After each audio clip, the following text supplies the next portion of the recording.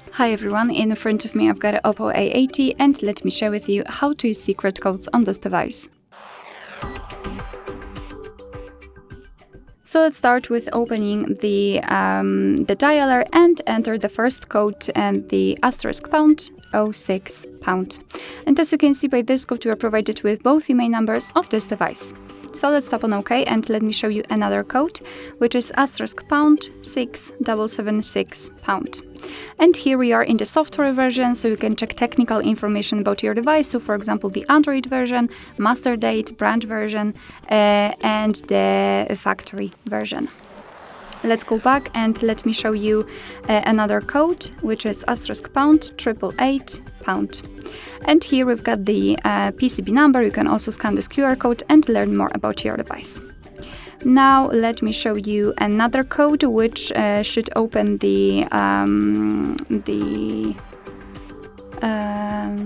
I forgot the name of it, however it is provided by Google. It is *##426##.